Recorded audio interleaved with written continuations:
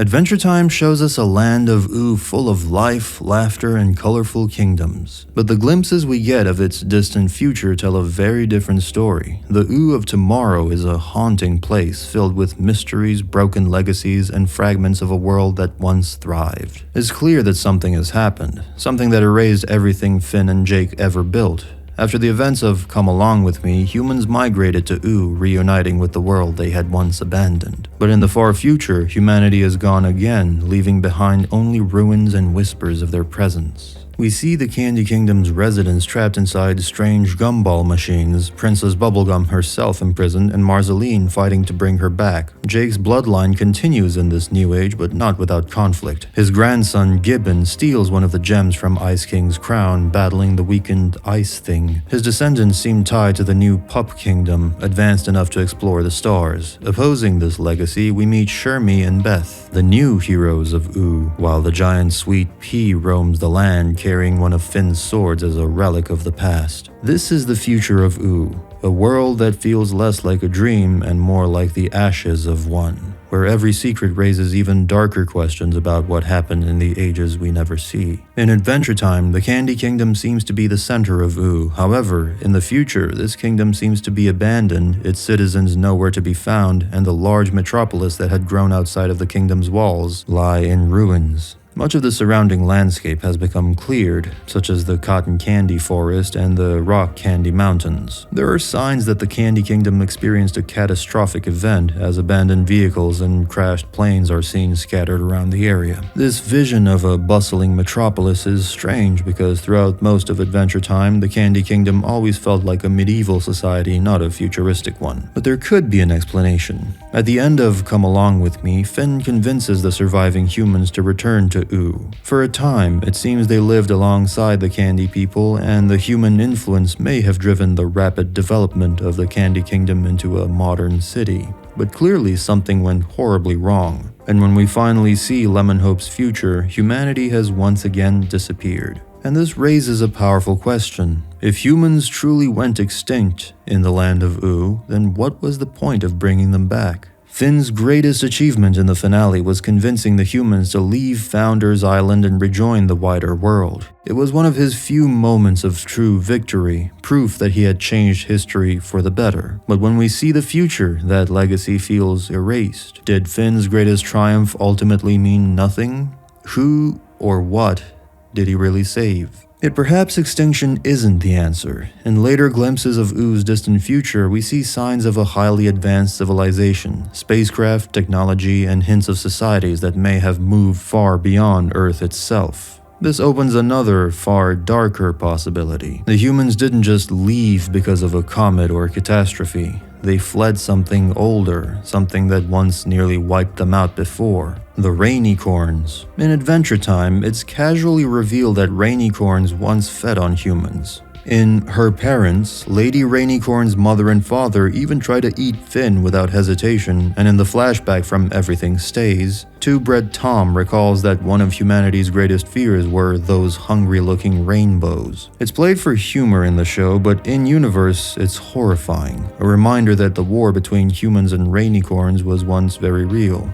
When Finn brought the humans back to Ooo, maybe he also brought them back into Rainicorn territory, reigniting a conflict that had been forgotten for centuries. Over time, perhaps humans and Rainicorns simply couldn't coexist. Maybe fear or bloodshed drove humanity to abandon Ooo once again, leaving the planet to its magic-born descendants. Or perhaps they didn't all die out, but instead took to the stars, escaping the predators that once haunted their ancestors. The destroyed spaceships that we see in Lemon Hope's episode could be a hint of that. Unlike the humans, whose fate remain uncertain, we do have a more concrete answer about what happened to the citizens of the Candy Kingdom. In Grayble's 1000+, Cuber finds himself wandering through a desolate Ooo, where he encounters an upgraded version of the Gumball Guardian, the Prize Ball Guardian. Unlike its earlier form, this one functions as a massive, mobile Candy Kingdom. Inside its prize balls are the former citizens of the Candy Kingdom, seemingly kept in stasis ever since the old kingdom was abandoned. But this raises a troubling question.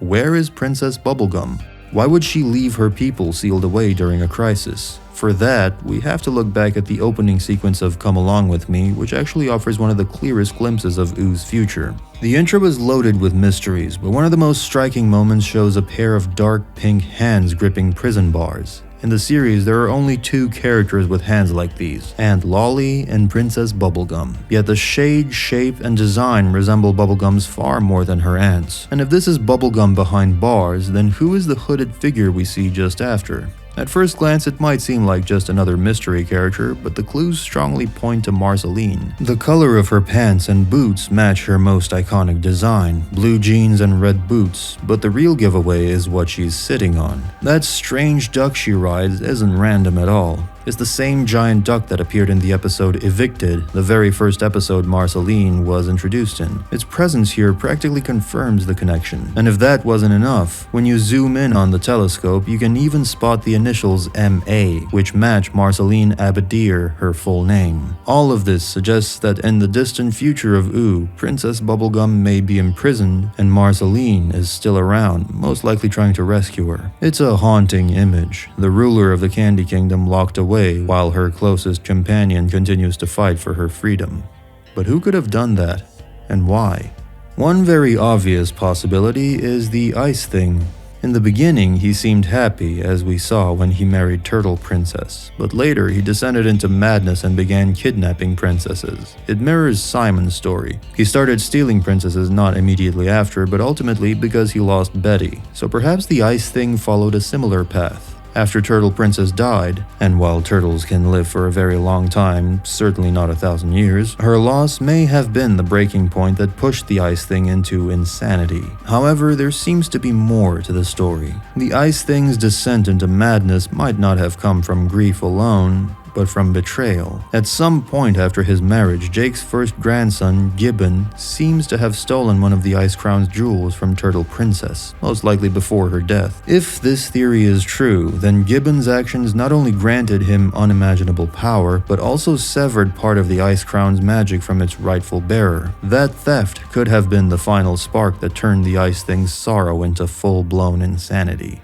However, when we compare the ice thing to Gibbon and the way ice magic shaped them, they almost seem like complete opposites. Normally, when a jewel is removed from the ice crown, it still contributes toward powering the crown's magic, as we saw when one gem was taken and used as an engagement ring, yet the crown's effects remained unchanged. But when Gibbon took his jewel, something different happened. He seems to have reprogrammed its functions to serve only him, cutting the ice thing off from that source of magic entirely. This theft could explain why the Ice King's appearance changes so drastically over time, from the bird-legged figure at the end of Come Along With Me to the nearly all-black husk shown in the intro. With one of his jewels stolen, he became a debased version of himself, more erratic and unstable than ever. The Ice Thing's tragedy is not identical to Simon's or Gibbon's, it is his own. Simon descended into madness through the crown's whispers, and Gibbon twisted the crown's power into strength and immortality. But the ice thing represents a different kind of decay, the hollowing out of a being already fragile, whose mind and body unraveled when part of the crown's essence was torn away. This mirrors the metaphor of dementia that has always surrounded the Ice King, but in an even sadder way. The Ice Thing wasn't corrupted by obsession like Simon or empowered into tyranny like Gibbon. He was simply diminished, left incomplete, and broken. And that brokenness naturally fueled conflict between him and Gibbon, who had taken what once kept him whole. We see the outcome of the intro, where Gibbon launches an attack onto the Ice Thing during a flyby, a battle not just of magic, but of betrayal and loss. Their potential storyline is heavy, and it shows how Oo's future is built on both the corruption of legacies and the collapse of fragile ones. By stealing the jewel, Gibbon not only made himself immortal and gained new ice powers of his own, but he also played a part, directly or indirectly, in the kidnapping of Princess Bubblegum. Whether the Ice Thing took her entirely on his own, or whether Gibbon's theft drove him into the madness that led to it, the outcome is the same. Bubblegum imprisoned, Marceline fighting to bring her back, and Oo's balance forever shattered. And this is where Gibbon's story grows beyond just betrayal. Because while the Ice Thing descended into ruin, Gibbon rose higher. If the Candy Kingdom was once the most prominent realm in all of Ooh, that title in the future now belongs to Gibbon's own empire, the Pup Kingdom. While the rest of Ooo is either abandoned or destroyed, this kingdom seems to be thriving in the future. It regularly fires pods into space, and I assume that it sends up resources judging by all the cargo trucks we see entering the kingdom in the opening. In Grayble's 1000 Plus, we also see a space wedding, so the space travel is sophisticated enough that it can even be done for leisure activities. Pups are probably quite well versed in space exploration and perhaps have even colonized other worlds. I wouldn't put it past them. The crystalline structure of the spaceships, floating platforms, spacesuits, and even Gibbon's staff suggests that the crystal dimension may be the foundation or basis of the Pup Kingdom's technology. The geology of the entrance to the Crystal Realm, as well as the area where tree trunks ended up after eating the crystal apple, remind me a bunch of the technology the pups are using when it comes to appearance. The pups in the spacesuits speak Korean, further driving that association to rainicorns and the crystal dimension. This dimension has a lot of secrets and mysteries behind it, and we've seen it only a handful of times. Gibbon seems to be the undisputed ruler of the kingdom. In one of the concept arts done by Steve Wolfhard, the Pup Kingdom's subjects show a great deal of respect for him, referring to him as Sir, while he, in turn, refers to them as Son. But for all the power and respect Gibbon commanded, there was a dark secret behind his rule. At some point in Oo's future, he lost his original pup ability, his so-called pee-pee power. How or to whom it was taken remains a mystery, yet the timing feels crucial. By then, Gibbon had already made himself immortal through the Ice Crown Jewel, and it seems very likely that the theft of his pup power was the breaking point. Stripped of the one thing that made him unique among Jake's descendants, he chose to make sure no pup would ever surpass him again. And so he developed the ability to extinguish pup powers at birth. Raisin, pup number 7006, still retained hers, a devastating ability that could petrify anything in his blast radius, but every pup born after the 31,000th was marked EAB, extinguished at birth. The only exception was Beth. And that's where Gibbon's authority begins to fracture, because even if he's the face of the Pup Kingdom, he may not be its rightful ruler. Beth's full title, Her Highness Bethany Burrito Jackson IV, proves that the kingdom still recognizes a royal line, and Beth is its heir. Unlike the homogenized pups raised under Gibbon's regime, she was never stripped of her power. She represents not only resistance, but also legitimacy. However, Beth is a wanted fugitive. She's seen as an enemy of the kingdom. In the opening to Come Along With Me, we see one of the spacesuit-wearing pups spying on the cabin where Beth and Shermy currently reside, which should spell trouble for the two. I guess it's possible that the Pup Kingdom is merely keeping tabs on Beth and not actively trying to capture her, although I'm not sure why Gibbon's forces wouldn't just go all in once they know Beth's place of residence. Maybe the Pup Kingdom is engaged in multiple squabbles on multiple fronts and thus its resources are spread thin, or maybe Shermy and Beth will actually have to find a new place to live in the near future, but this doesn't distract Beth from her main goal that we see in her and Shermy's little cameo in Fiona and Cake, where we can see that she is trying to do a revolution to change the land of Ooo from Gibbon's dictatorship to more democratic settings, evidenced by the fact that one of the things in her to-do list is establishing the parliament. Beth's fight represents the political struggle of Oo's future, the clash between dictatorship and democracy, between Gibbon's iron grip and Beth's vision of a freer world. But political power isn't the only force shaping this era. There are deeper, older currents at play, remnants of evil that go back to the very beginning of Ooo. And that brings us to another character whose role in the future cannot be overlooked: Sweet P. His importance lies in his connection to the Lich, one of the most ancient and terrifying forces in the Adventure Time universe. Sweet P himself doesn't seem to retain any knowledge of his former identity as the Lich. Any visions or possessions he experiences are brushed off as nightmares. Still, those bad dreams terrify him as a child, causing him to wake up screaming in gold stars. After the events of Crossover, where the land of the farm world Lich was transported into Ooo, the Lich tried to reach Sweet P again, attempting to coax him back to the darkness. With Finn's encouragement, Sweet P found the strength to reject the Lich's influence once and for all, solidifying his place as a good-natured hero. But that doesn't necessarily mean the Lich is gone. I believe the Lich still lives deep inside of him, a dormant evil that can never truly be destroyed. Instead of succumbing, Sweet P seems to have embraced the role of guardian, dedicating his eternity to being stronger than the Lich, ensuring the monster never resurfaces. In this vision of Oo's future, Sweet P wanders the land as a silent protector, honing his spirit and his strength.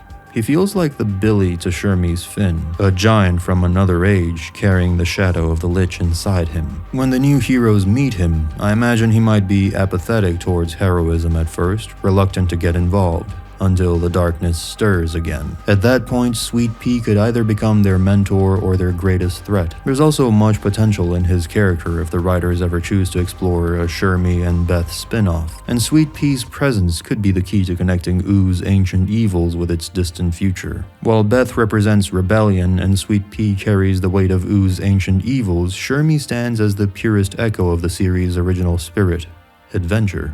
At first glance, he may not seem as important as the others. He doesn't rule kingdoms like Gibbon, or carry royal blood like Beth, or wield ancient darkness like Sweet P. But what Shermy does embody is just as vital: the endless curiosity and restless heart that define Finn the human. Shermy is introduced to us wielding the Finn sword, a relic from another age. That moment is more than symbolic. It makes him the direct heir to Finn's legacy. The sword has always represented heroism, growth, and struggle, and now Shermy carries it into a broken future. He isn't Finn reborn, but he feels like the continuation of Finn's journey. Where Finn once carried the weight of Ooo on his shoulders, Shermy carries his memory, proving that even 1,000 years later, the call to adventure still rings. Together with Beth, Shermy forms a partnership that mirrors Finn and Jake's dynamic in its own way. Beth is grounded, tied to legacy, politics, and responsibility. Shermy, on the other hand, is free-spirited, drawn to exploration and the unknown. He balances her and she anchors him, just as Jake once did for Finn. Their bond ensures that adventure in Ooo isn't just about kingdoms and wars, but about friendship, curiosity, and discovery. And perhaps there is something deeper to Shermy's role. Some fans theorize he could be part of Finn's reincarnation cycle, much like Shoko before him. Others suggest his possession of the Finn sword is no coincidence, that he's destined to continue the line of heroes who rise whenever Ooo is in peril. Whether or not he is Finn's spiritual successor, Shermy feels like the adventurer Ooo will always need.